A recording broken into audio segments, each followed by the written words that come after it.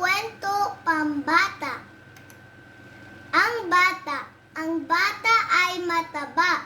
Siya ay si Marie. Siya ay may sorbetes. Binili ito ni Lolo. Masarap ang sorbetes. Si Marie ay maganda kahit siya ay mataba. Kaibigan. Ako ay may kaibigan. Kasama ko araw-araw. Kung kami ay naglalaro, di ko sinasaktan sa anumang gawain.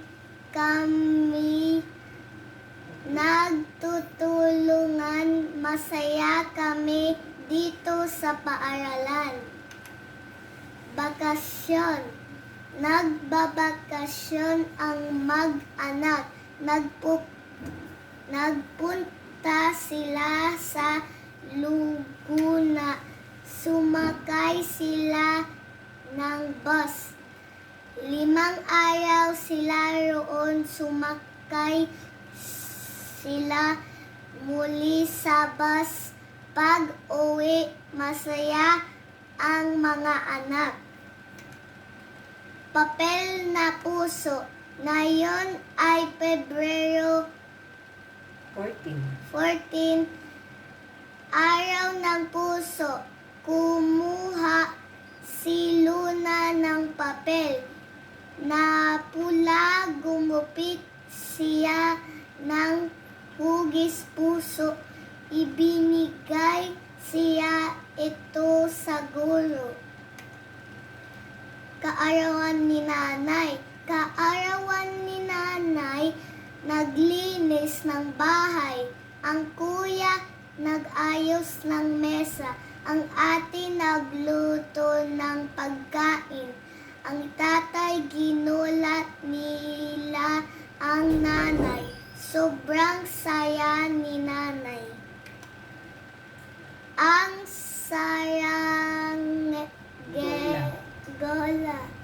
Gumawa ng laruan ang kuya. Gumawa siya ng saranggola. Kawayan ang kanyang ginamit. Binalutan niya ito ng manipis na papel. Tinalian niya ito ng pisik. Ang kartero. Masipag si Mang Ben. Isa siyang kartero. Nagpapadala sila ng mga sulat. Nagpupunta siya sa bahay-bahay. Palaging pagod si Mang Ben, ngunit masaya pa rin siya. Ang kalabasa, si Kara. Isa ang kalabasa. Pinaluto niya kay Kaka. Ang kalabasa. Masarap ang kalabasa. Mabuti ito sa mata. Sa pamilihan. Ngayon ay linggo. Ngayon ay araw ng pamilihan. May dalang tinda ang mga tagahulo. May sitaw, bataw at kasoy. May panatani, upo at kalabasa. Ang mga gulay na ito ay masusuntas. Ang manika ni Ana ay ganda, mahaba ang buhok niya, malaki ang mata. Nang manika ang pangalan niya ay Nina. Pula ang damit niya. Words.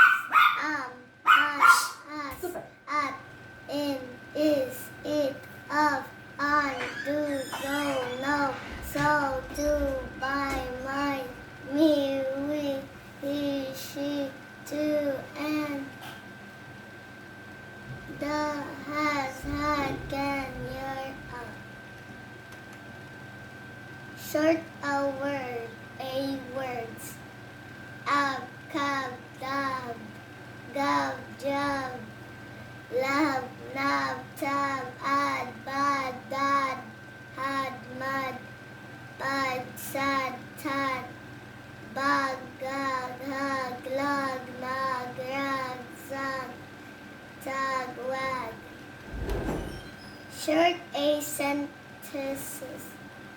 Anna has a map. The cat is on the mat.